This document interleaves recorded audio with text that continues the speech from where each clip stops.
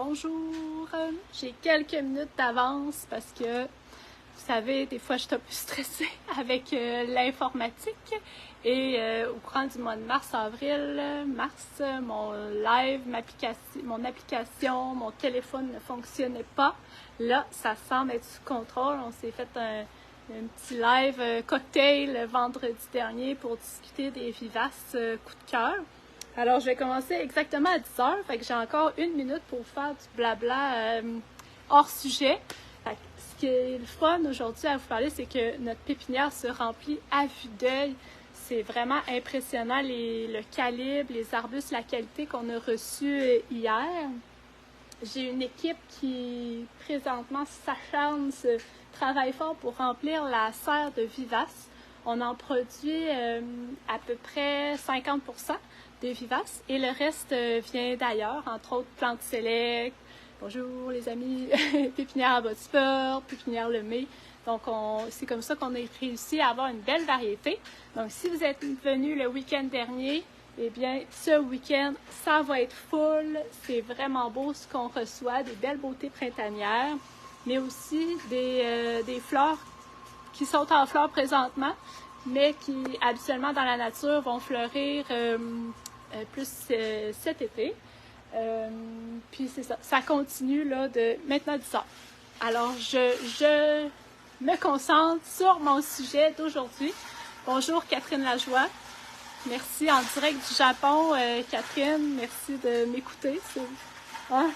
Nos meilleurs fans sont la famille, n'est-ce pas? Alors, mon premier live du calendrier, on dirait que je suis plus nerveuse quand c'est organisé que quand je fais ça à brûle-pourpoint en fin de journée ou avec mes enfants qui tournent autour. Hein? C'est ça la vie, c'est ça la vie. Mais je me suis bien préparée pour vous aujourd'hui. Donc aujourd'hui, on parle des petits fruits, arbres fruitiers, et je tiens en introduction à vous mentionner que je ne suis pas une productrice de petits fruits ou de fruits. C'est vraiment une profession et je ne veux pas avoir la prétention de m'inventer productrice de fruits. Et ce que je vais vous partager aujourd'hui, c'est ce qu'on partage à nos clients qui veulent commencer une petite production maison, à la maison, en famille, et des petits trucs et conseils. Loin de là l'idée de faire un cours complètement sur la taille de vos pommiers. Si vous écoutiez, vous aviez mis ça à votre agenda pour qu'on parle de ça aujourd'hui, on va se dire à une prochaine fois parce que c'est pas ça qu'on va discuter aujourd'hui. C'est vraiment un live sans prétention et je vous partage ce que mon équipe vous partagerait pareil à moi, aussi bien que moi quand vous allez faire votre tour. Et voilà. Fait que les fruitiers, oui, ça l'arrive. On a des merveilleux pommiers qui sont rentrés hier. J'en revenais pas. Ça fait depuis avant la pandémie que j'ai vu des pommiers de cette ampleur. Je vous dis, je me suis dit, je vais le dire dans mon live aujourd'hui, ils ont au moins 7 pieds de haut. C'est incroyable. Avis à tous ceux qui voulaient avoir des pommiers aujourd'hui, cette année. Fait que notre plan de match, je vais essayer de ne pas être trop longue parce que voilà, il y aurait tant d'informations à donner. On va commencer par, je vais décrire quelques variétés et pourquoi ici chez Lajoie on choisit telle variété à vous proposer, parce qu'il y en a une multitude, n'est-ce pas? Mais nous, il faut faire un choix. Alors, pourquoi on tient telle variété en centre jardin? Et je vais terminer par quelques trucs et conseils pour avoir un peu de réussite. Avoir de la réussite, voilà. Donc, commençons par la cerise. Oui, la cerise, on peut en produire au Québec.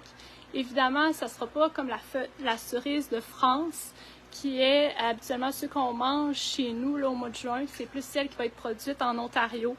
Mais on peut espérer avoir une belle petite cerise qui va être sucrée. On peut parler c'est un arbuste qui s'appelle le Crimson Passion, qui va être à peu près ça de gros. En tout cas, chez nous, il est rendu au grand vent, il est rendu à ça d'eau et va produire des belles cerises. Il n'y a pas besoin il est auto-fertile. Donc, la différence entre auto-fertile, c'est-à-dire on peut en mettre seulement qu'un et on a des chances d'avoir des fruits, Et la différence avec pollinisation croisée, ça veut dire qu'il faut avoir au moins 2 cultivars différents, c'est-à-dire un pommier Liberty puis un pommier Freedom pour obtenir des fruits. Donc, les insectes pollinisateurs vont se promener d'un arbre à l'autre, d'une fleur à l'autre, pour aller butiner et pour ensuite qu'on ait des fruits. Fait que ça, c'est ça qu'on va parler dans les prochaines minutes. Fait que, ayez en tête, ça c'est auto-fertile, j'ai une place parfaite, je peux prendre cette variété, ou j'ai besoin de plus d'espace car celle-là nécessite une pollinisation croisée, il faut au moins que j'en ai 2, ou un bon voisin, ou un verger à côté. Voilà de petits trucs. Donc, la cerise, ici, on a la Crimson Passion qui est intéressante. Je l'ai à la maison. Je l'aime bien. Elle n'est pas encore en production. J'ai peut-être une ou 2 cerises. Mais là, j'ai hâte. Ça s'en vient. Roméo et Juliette sont des petites cerises arbustives. Et on tient aussi la Montmorency, que celle-là est une cerise aigre. C'est-à-dire qu'il faut la cuisiner. Sinon, ça va plisser d'un joue. Et celui-ci va être plus en arbre. Maintenant, et on va avoir des fruits après 3 à 5 ans. Quand vous venez en centre jardin, quand vous venez me voir, s'il vous plaît, gérez vos attentes. Vous n'aurez pas des pommes cette saison-ci, vous n'aurez pas des cerises cette saison-ci. Les bleuets et les framboises, les fraises, oui, par contre. Ça, on s'amuse vraiment dans la pépinière à en cueillir et à les manger. Mais tout ce qui est arbre fruitier, il faut s'armer de patience. Et même si c'est bon pour la plante, de l'enlever. Dès que vous voyez des petites pommettes ouvrir, se déployer, on les enlève. Ça va pour l'arbre, il va travailler plus sur son enracinement et son déploiement plutôt qu'à la formation de ses fruits. Je continue avec nos variétés. La poire. La poire, c'est une pollinisation croisée. Donc oui, vous avez besoin de 2 poiriers pour obtenir des fruits. Est-ce que je peux marier avec un poirier avec un pommier? Je vais vous poser ça autrement. Je peux-tu marier une chèvre avec un chien? Et non! Bon, répétez pas ça, là, c'était pas si drôle. En tout cas, on va s'en souvenir de même. Donc, poirier, ça me prend un autre poirier pour obtenir des poires. Le poirier va être encore plus long. Il faut encore être plus patient. Donc, c'est à peu près 5 ans avant d'obtenir des poires. Et les poiriers vont avoir leurs bourgeons, leur floraison assez hâtive. Donc, si on a un gel tardif, je ne sais pas si je suis en train de vous mêler, mais bref, retenons que si on a un gel tardif, c'est fort possible que malheureusement, on ait beaucoup moins de poires. Fait que des fois, c'est vraiment pas de notre faute, on a tout fait ce qu'on pouvait, mais la nature en a décidé ainsi. Pareil pour la pollinisation de nos abeilles, de nos amis les pollinisateurs. Si vos poiriers, vos pommiers sont complètement en fleurs pendant une dizaine de jours, et là, il pleut, il vente, il fait pas beau, mais imaginez les pauvres petites abeilles, ils vont être beaucoup moins tentés de polliniser à fond et de parcourir des kilomètres pour polliniser. Alors, c'est fort possible que la pollinisation soit moindre, donc la production va être moindre. Donc, c'est vraiment pas de votre faute, c'est la nature, encore une fois. Si je reviens à la poire, dernier conseil, vous avez un bouquet de fleurs, alors il faut penser que chacune des fleurs fera une poire. Donc, si j'ai 5-6 poires ensemble, ben c'est fort possible qu'on ait seulement de petites poires. Donc, en production, il serait préférable d'aller éclaircir notre bouquet pour obtenir des fruits de plus grosse grosseur. Maintenant, la pomme. La pomme, pollinisation croisée, bien important. 2 cultivars différents. On essaie de s'informer aussi si c'est un pommier, qui est hâtif, milieu de saison ou tardif, parce que si on produit des pommes pour tard en saison, bien, sa fleur va être plus tard en saison. Donc, ce ne sera pas nécessairement en même temps que notre pommier qui va être hâtif. Un pommetier décoratif pourrait aussi être un pollinisateur pour un pommier qui a les pommes comestibles. Et ça, c'est intéressant. Si on a une petite cour, on se met un joli pommetier en façade. un pommier à l'arrière près du potager et le tour est joué. Encore une fois, si on a des bons voisins, un bon voisinage, ben, on peut investir ensemble et les abeilles n'ont pas de frontières. Elles vont pouvoir, les pollinisateurs, pardon, n'ont pas de frontières, vont pouvoir parcourir vos cours. On a ici à la ferme différentes variétés. Et pourquoi on les a choisis? C'est vraiment pour leur résistance aux maladies. Si la pomme est intéressante pour vous, elle va être intéressante aussi pour des insectes et des champignons. Au Québec, nous avons fréquemment un printemps frais et humide. Et ça, c'est un milieu parfait, une fois que la chaleur arrive, pour causer une épidémie de champignons sur nos pommes, sur notre pommier, sur nos fruitiers. Donc, les propagateurs, les créateurs de nouvelles variétés vont essayer de sélectionner les meilleurs cultivars pour être plus résistants à certaines maladies pour lesquelles il faudrait traiter tout le temps. On veut le moins possible traiter nos fruitiers. Ouh, le soleil arrive, c'est merveilleux. Donc, voilà comment nous avons sélectionné nos variétés en centre jardin. Nous avons la Freedom, la Liberty, la Rouville. C'est toutes des belles pommes croquantes, juteuses, mais surtout qui vont être résistantes aux maladies. Voilà pour la pomme. En gros, parce que c'est un monde, vous le savez très bien, il y en a qui font leur profession, leur vie là-dedans. Donc, encore une fois, c'est sans prétention pour ces informations. La prune. Oui, nous pouvons produire de jolies petites prunes. On garde davantage la prune américaine ici. La prune américaine qui va être la Mont-Royal, la Damas. La prune, c'est vraiment un univers parce qu'on a la prune américaine, on a le prunier noir, on a la prune européenne, les pruniers hybrides. Donc, nous, chez La Joie, on essaie de ne pas trop s'éperpiller parce que ça peut devenir confondant pour conseiller chez quel chez nous. Donc, puis si on plante la mauvaise prune avec la mauvaise prune, et là, ben là, la pollinisation ne se fera pas ou va se faire mal. Donc, on essaie davantage de garder des cultivars qui sont dans la famille des prunes américaines. Il faut faire attention, les pruniers sont sensibles à la taille. Donc, on ne va pas tailler un prunier n'importe comment, puis juste pour le plaisir. Dans le doute, on ne le taille pas. À chaque point de taille, c'est une micro-blessure qui pourrait être une entrée pour du nodule noir, la fameuse comme croûte noire des fois qu'on voit apparaître sur les arbres. Et là, ça, c'est très néfaste pour les pruniers et peut aller dans d'autres familles de fruitiers aussi. Donc, on évite le plus possible la taille, à moins de petites situations que je vous parle dans quelques minutes. Je serai rendue au bleuet. Les bleuets, c'est super facile de culture. Tout le monde devrait avoir des bleuets à la maison. Pourquoi? Ben, c'est un arbuste qui est décoratif aussi, qui a un feuillage rouge au printemps, rouge à l'automne. Il y a plein de formats aussi de bleuets. Il peut y en avoir à 3 pieds, comme il peut y en avoir à 4-5 pieds de haut. Et bien évidemment, la production de fleurs et de fruits. Le bleuet va nécessiter 2 cultivars. C'est une pollinisation croisée.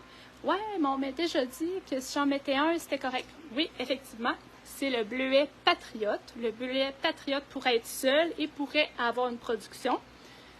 Mais il va avoir une meilleure production si on le combine à d'autres cultivars. Le North Blue, le Northland, ce sont des bleuets qui vont en donner plus si on les marie avec d'autres. Donc, pourquoi pas vous en mettre un petit trio et ça va se polliniser entre eux puis ça va être super. L'entretien, il n'y a pas beaucoup de taille à faire. On peut faire une taille de nettoyage au printemps, ce qui aurait cassé avec l'hiver, ce qui aurait séché. Et on pourrait aller tailler des vieilles branches pour toujours rajeunir notre bleuet. C'est les belles nouvelles pousses qui vont pouvoir nous faire des grappes de fruits. La différence majeure pour le bleuet, c'est qu'il est bien dans l'acidité, dans un pH très acide. Alors, on va le planter les pieds dans un terreau qui est déjà un pH bas, donc très acide, et on va vouloir, lors de sa croissance, rajouter de la mousse de tourbe, un engrais acidifiant pour continuer à avoir une belle production. Des fois, les gens nous arrivent, hey, mon bleuet, il ne produit plus, puis j'ai mis la bonne terre, puis je l'ai bien planté pourtant. Alors, vous l'avez planté dans ça de terre acide, mais lui, avec sa croissance, ses racines ont sorti de ce milieu acide que vous y avez donné. Alors, il faut extensionner le cercle où on avait mis soit le terreau acide ou de la mousse de tourbe. Et ça, c'est important. Quand ça diminue une petite taille, on a de l'acidité, de l'engrais acide, et ça devrait repartir. La camerise, c'est un peu même look que les bleuets. J'aime bien la camerise parce qu'elle part, elle produit avant le bleuet. Ça aussi, c'est une pollinisation croisée. Donc, important d'en avoir 2, 3 et plus. Et imaginez, c'est un des premiers fruits aussi sucrés là, qui sort au printemps. Fait que les oiseaux adorent la camerise aussi. Alors, des fois, il faut être soit plus rapide que les oiseaux ou soit se griller, s'accrocher, se suspendre à un filet contre les oiseaux parce que eux autres, c'est le party.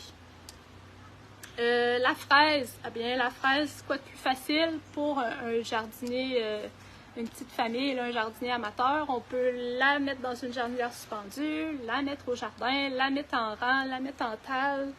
C'est auto-fertile, on pourrait en avoir un plant comme on pourrait en avoir plusieurs de différentes variétés pour avoir une production successive. Voilà. Après ça, ben, c'est sûr qu'elle va s'épuiser. Si on veut faire des tartes aux fraises toute la saison, ben, il va falloir penser à rafraîchir nos plants. Le framboisier, peut-être un petit peu plus complexe au niveau de l'entretien si on veut vraiment là, suivre la théorie.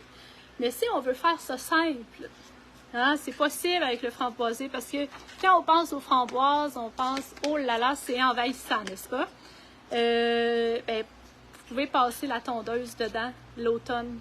Dans le doute, on passe la tondeuse dedans l'automne. Si on veut vraiment, si on ne sait pas c'est quelle variété, bien, ce qu'on peut faire, c'est couper les vieilles branches qui auraient produit, c'est-à-dire si j'ai eu une production ici durant l'été, bien, cette branche-là devrait être brune, presque desséchée à l'automne. Alors, on la taille, on laisse les vertes, puis on se garde des belles grosses tiges, là, à peu près 4-5 au pied carré. Puis, on pourrait rabattre aussi certaines tiges. Vous avez différentes options. Soit que vous allez passer la tondeuse dedans tard à l'automne, et là, après ça, ça repousse. Soit que vous attachez comme les producteurs, vous taillez les vieilles. Puis, meilleure situation, c'est de savoir c'est laquelle variété. Parce que les framboisiers, on a 2 situations possibles. On a la remontante, qui va avoir 2 productions, ou on a la traditionnelle, que c'est seulement une grosse production durant l'été. Les remontantes vont être plus faciles d'entretien. Voilà. Ici, les remontantes, j'ai l'héritage, Pathfinder, la Nova. Ça peut être des variétés intéressantes à inclure dans votre jardin. J'aurais une dernière variété à vous proposer, à essayer. C'est le kiwi arctique. J'aimerais ça savoir, suite à votre écoute, si vous avez déjà mangé, goûté, vu, été en contact avec le kiwi arctique. Pour moi, ça a été une révélation quand je suis rentrée dans le monde de l'horticulture. Comment avoir une belle plante ornementale qui n'est pas maladive, qui passe à travers nos hivers et que le fruit est sucré et délicieux. Ben, c'est le kiwi arctique. Ça prend, par exemple, un mâle et une femelle. Donc, important à savoir, important à demander à votre conseiller, important de savoir à la maison, car il y a quelques années, on vendait des kiwis arctiques seulement pour le côté ornemental. Donc, des fois, on voit ça, c'est comme à la mi-ombre, c'est vert et il y a du rosé et du argent sur la feuille, c'est très, très beau. Et ça, anciennement, on conservait dans le monde horticole seulement les plants mâles pour leur beauté ornementale. Parce que la femelle est plutôt verte, elle est juste verte dans le fond. Mais c'est comme dans la nature, hein, les canards, la maman est brune, puis le papa est flamboyant. Mais le kiwi, c'est pareil. Bon. Mais ça va prendre la femelle pour faire la production de fruits. On pourrait, si on veut se faire une belle production, avoir un mâle pour 7 femelles. Et ça pourrait polliniser tout notre rang de kiwis. On attend que le petit kiwi, à la fin de l'été, soit assez mou. Si on le croque quand il est ferme, vous direz, bon, Véro, elle ne l'avait pas pantoute. C'est pas mangeable, mais quand on attend, puis un petit peu mou, c'est délicieux, c'est sucré. On pourrait même les cueillir et les faire mûrir sur le bord de la tablette de la fenêtre. Ça serait très bon également. Puis, il n'y a pas d'entretien spécifique pour le kiwi. Voilà pour mes variétés. Évidemment, il y a d'autres choses, mais il faut que je m'arrête à un moment donné.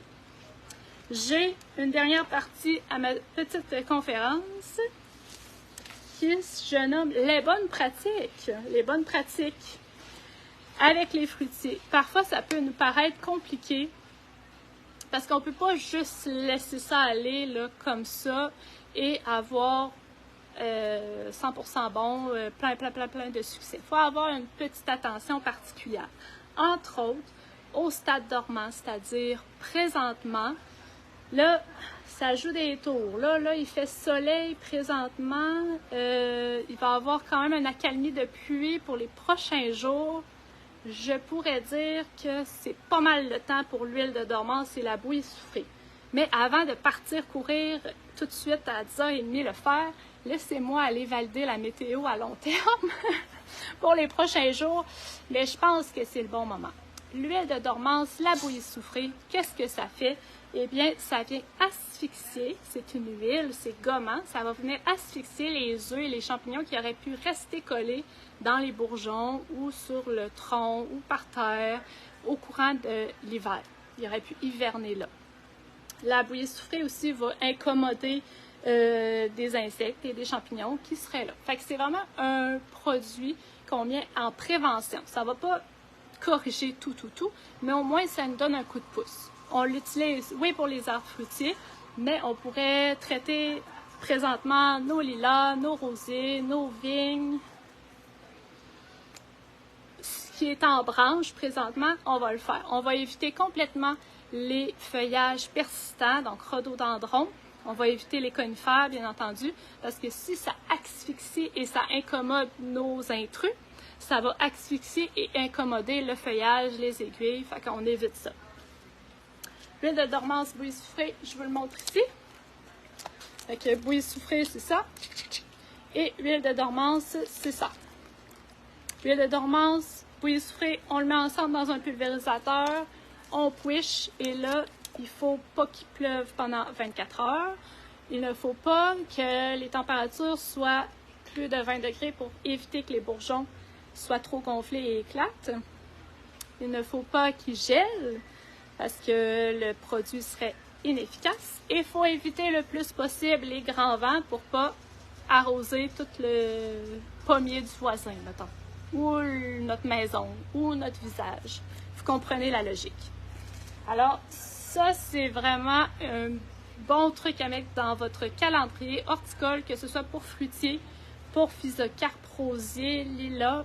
Ça, c'est bien intéressant à faire en prévention. Au niveau de l'engrais, les gens arrivent en centre jardin, mon pommier, il a l'air petit, il ne produit pas. Fait que là, on pose des questions. Ça fait combien de temps? Est-ce qu'il est au soleil? Est-ce qu'il est bien irrigué? Est-ce que vous mettez de l'engrais? Bon, oui, je mets full d'engrais. J'ai même un traitement de pelouse qui vient. Bon, là, les fruitiers ne vont pas apprécier un engrais qui va être fort azoté. Azoté sur l'engrais, c'est le premier chiffre. Je vous montre un exemple. Ici, j'ai un engrais qui est floraison plus, qui est 22, 11, 22. Donc, c'est très, très fort comme engrais. Complètement à éviter, même un engrais de pelouse qui peut être 21, 0, je ne sais pas trop quoi. Mais là, on va donner à notre gazon, bien, c'est fort possible que le pommier ou tout autre arbre fruitier aille gober cet engrais-là. Et ce que ça fait, un engrais trop azoté pour nos fruitiers, bien, ça va le forcer à pousser. Ça va moins travailler sur la production de fruits. Et si on force trop nos jeunes pousses tendres à pousser, bien, ces petites pousses-là, toutes tendres, toutes sucrées, vont attirer vraiment les pucerons et autres insectes qui n'attendent juste que d'aller têter la sève bien sucrée des pommiers. Fait que je vous conseille fortement de limiter l'apport d'engrais à vos arbres fruitiers. On pourrait, si on veut vraiment en mettre, ce qui est une bonne chose aussi, on pourrait combiner avec compost et un engrais à jardin qu'on va venir mettre ici, j'ai mes branches, et on va mettre à l'extrémité des branches en creusant des trous pour éviter que ce soit tout le gazon cette fois-ci qui le mange. Et ça pourrait être fait au printemps. Mais si votre arbre va bien, vos framboisiers, ben, ça n'a pas besoin de rien, ça, quasiment. Mais votre bleuet va bien, pas obligé de mettre de l'engrais, c'est pas votre priorité. Je préfère entre les deux que vous fassiez la bouillie soufflée à l'huile de dormance que mettre de l'engrais. Je ne sais pas si vous comprenez le concept. Ça serait intéressant de mettre un paillis pour limiter l'arrosage. Les arbres fruitiers vont apprécier de l'humidité, surtout en période de floraison et fructification. Et c'est souvent là qu'on a de la sécheresse au Québec. Donc ça va être important. On fait attention pour ne pas coller trop le paillis près du tronc. On libère un peu le tronc. Quoi d'autre? Évidemment, si le fruitier est bon pour vous et alléchant pour vous, mais ça va être alléchant pour plusieurs insectes. Donc, il faut quand même avoir une petite pharmacie horticole à proximité. On a la bouillie soufflée, l'huile de dormance qu'on a discuté. On a aussi des appâts, entre autres pour la mouche de la pomme. Donc, c'est un appât qui est rouge, comme ça, qu'on vient installer dans notre pommier après la chute des pétales, après la floraison. Et ça va être un appât qu'on va gommer de colle collante. Et la mouche, on va installer un phéromone. Un phéromone, ça va sentir, là, ça sent délicieusement bon la pomme fraîche. Alors, la mouche, elle va être confuse un peu, puis elle va aller se coller sur cette pomme-là. Et ça va diminuer la population de mouches qui pourraient aller pondre dans vos jolies pommettes. Et là où les petites larves pourraient se déployer, puis là, ça vient tout dégueu. Donc, ça. Sinon, c'est sûr, si on a mis, oh non, j'ai mis un engrais, ça a vraiment poussé fort, puis là, j'ai plein de pucerons. Les pucerons, il va en avoir en Titi cette année. Attention, c'est des années à pucerons beaucoup au Québec ces temps-ci. Mais là, ça va dépendre. Si c'est pas présentement, mais si c'est au mois de juin que vous avez des pucerons, bien, ça serait intéressant de traiter. Parce que là, à ce moment-ci, ça va limiter vraiment la production. Ça pourrait faire un peu, même, ça pourrait faire atrophier les nouvelles pousses. Ça pourrait vraiment attirer d'autres insectes parce que le puceron va piquer la sève et ça va faire comme un miella collant sur les feuilles, sur la tige. Et ça peut attirer d'autres insectes et en plus, ça peut être porteur de virus. Fait que au mois de juin, on traite, juin-juillet. Si vous venez me voir, puis c'est plus au mois d'août, que là, il y a beaucoup de pucerons.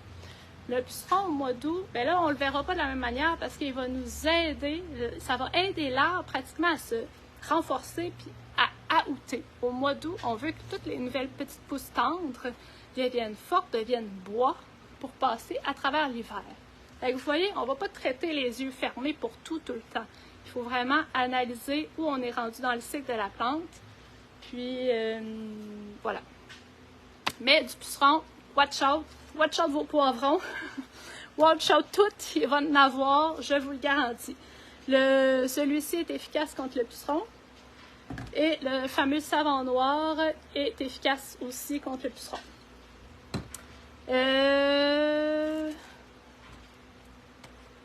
Là, Madame Rochette, je comprends pas la question.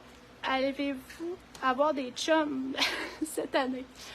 J'en ai un, mais sinon, j'ai pas compris. Mes pruniers, peut-être, les pruniers résistants aux maladies. En tout cas, on s'en reparlera. J'ai ceci aussi, parce qu'il y a des années, c'est très cyclique aussi, les petites bestioles, les petits insectes, les petits intrus.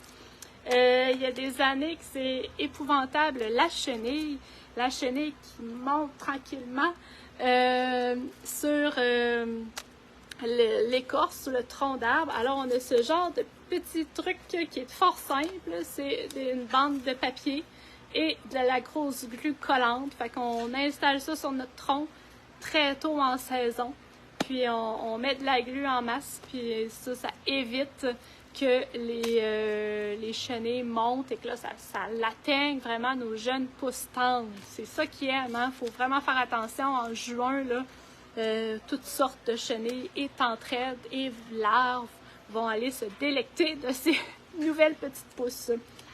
Et si on a malheureusement de la chenille, c'est intéressant d'aller traiter. J'essaie le plus possible ici de garder des produits qui vont être doux pour la nature, pour nos pollinisateurs. Ça, ce que ça signifie, c'est des produits qui vont être assez spécifiques, c'est-à-dire même si on pulvérise cela, ça ne va pas atteindre tous les genres, tous les types d'insectes. Entre autres, le BTK, sûrement que vous en avez déjà entendu parler, j'en ai déjà discuté. C'est une bactérie qu'on vient pulvériser sur le feuillage où notre chenille se nourrit. Et en quelques jours, jours, la bactérie vient couper la fin de notre chenille. Et là, on voit les chenilles tomber de l'arbre. Ça va être très efficace contre la chenille, mais zéro efficace contre la tentraide, contre les larves. Fait que c'est vraiment important quand vous venez de voir. Tu sais, on peut tout appeler toute la chenille, mais c'est faux. Faut parfois nous donner un petit peu de temps en tant que conseiller pour aller faire des recherches pour valider dans notre équipe parce qu'on veut bien vous conseiller, surtout au niveau des insecticides. C'est pas, on veut pas vous faire mettre n'importe quoi. Et finalement, la taille. La taille, ça pourrait être faite là. Moi, je vous avoue, avec le beau temps qu'on a eu dans les dernières semaines et mon travail, évidemment, j'ai pas encore taillé mes pommiers. J'ai pas encore fait le tour de mes arbres. Comment un non-professionnel ou plus un amateur pourrait tailler ses arbres et pommiers? Eh bien, c'est simple, on a des petites règles vraiment faciles. Là. Si on a des branches qui s'en vont vers l'intérieur de votre arbre. Vous avez votre arbre et j'ai une branche à la place de pousser vers là, elle pousse vers là. Eh bien, on va pouvoir aller la tailler. On désinfecte, on utilise un bon ciseau de taille. Allez pas me tailler des branches avec ça parce que ça ne marchera pas. Ça va causer une blessure, ça va effilocher votre arbre. C'est pas ça qu'on veut parce que quand on n'a pas de coupe nette dans nos ligneux, dans nos arbres, eh bien, ça cause plein de petites portes pour les maladies et champignons. Donc, un sécateur qui va être bien aiguisé, qui va être désinfecté. On utilise l'alcool à friction ici. Puis, on va venir faire des tailles nettes. On n'a pas peur, on coupe. On va venir nettoyer le bois mort, des branches qui auraient cassé avec la fonte de la neige. Souvent, c'est pas la neige en tant que telle, c'est quand la neige tranquillement s'affaisse et là, elle va venir arracher les branches du bas. Ça, je vous l'avoue, ça m'est arrivé l'année passée. Dans mes pommiers, j'étais bien triste parce que ça arrache, hein? Et là, il faut venir vraiment nettoyer la plaie, faire une plaie nette pour éviter que ça soit tout effiloché, pour limiter les ouvertures et faciliter la guérison par l'arbre. On n'a pas de glu, on n'a pas de goudron, de peinture pour les blessures comme ça. On favorise de laisser la plaie se cicatriser par elle-même. Fait qu'on vient l'aider en la faisant nette. Et après, on laisse l'arbre se refermer par lui-même. Donc, bois mort, bois cassé, branches qui seraient mal orientées. Et pour la suite, ben je vous conseille fortement, entre autres pour les pommiers, d'aller lire sur Internet, voir des vidéos, parce que une taille qu'on fait présentement aura un impact dans 5 ans. Fait que je voudrais pas... c'est sûr que ici, si vous venez me voir, peut-être avec une photo de votre arbre, pas une photo toute floue là, à la va-vite, là, mais une belle photo de votre pommier, on pourrait identifier des branches ensemble qui seraient bonnes à tailler. C'est important de tailler un pommier à chaque année. On est mieux d'en tailler moins, mais à chaque année. Puis, on se limite à 30% de notre arbre de taille pour notre arbre. Parce que sinon, il va capoter, puis il va faire plein de gourmands. Puis là, on sera peu place avancée. Fait qu'on est mieux de moins en tailler, mais de bien le faire. Et ça, c'est bon pour toutes sortes de tailles. J'ai trouvé une branche. Là, je ne savais pas trop comment vous le montrer parce que je suis pas super bonne. Là. Il a fallu que j'ai un diagramme, une affiche, je sais pas trop, là, qui aurait pu expliquer, avoir une belle photo d'un arbre et j'aurais identifié où fallait tailler. Mais ça sera pour une autre année. Mais je voulais vous montrer, j'ai trouvé cette belle branche. Et là, l'arbre, lui, il a des cellules ici, comme dans un collet. Ici. Et ça, ce que je touche avec mon ongle, là, exactement ici, ça, c'est toute une pochette de petites cellules qui vont être destinées soit à la croissance ou bien à la cicatrisation d'une future plaie. Fait que si on vient couper vraiment, on va faire des tests, OK? C'est une branche qui est coupée de toute façon. Alors, si on vient couper notre arbre vraiment très, très près, moi, là, Véronique me dit de faire une coupe net.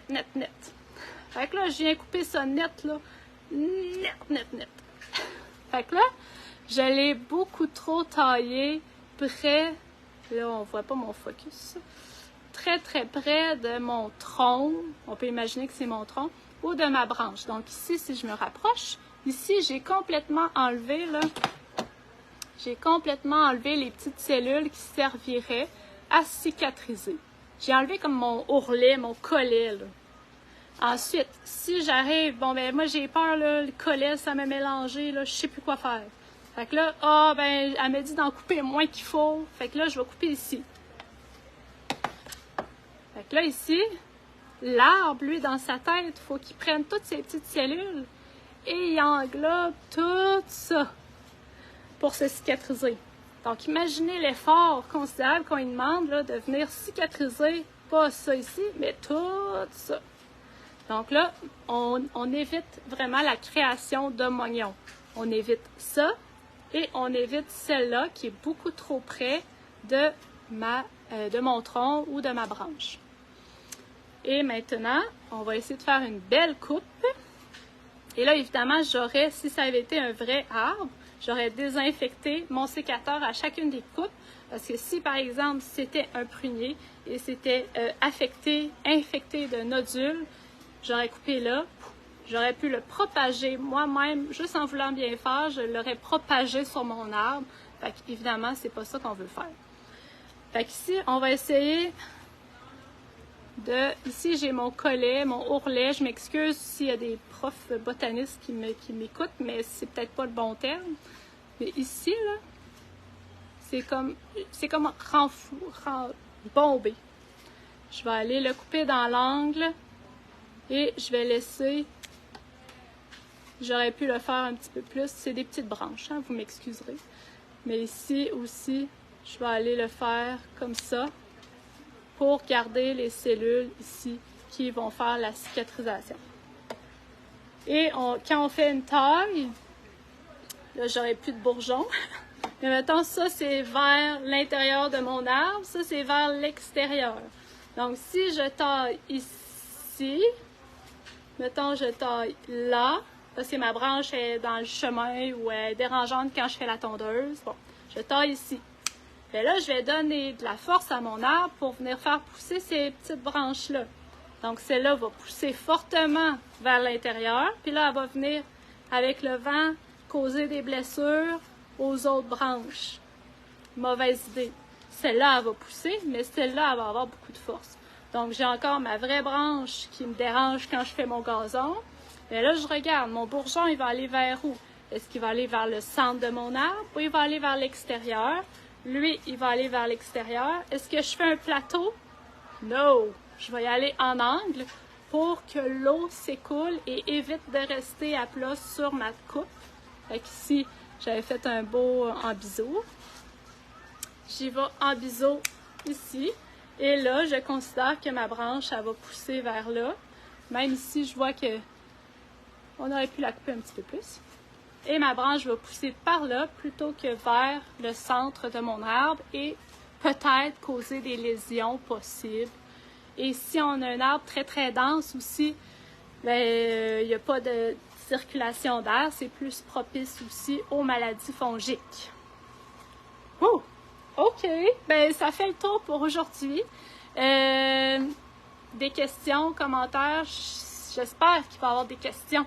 C'est le fun à jaser. Amenez-moi-en des questions, j'adore ça.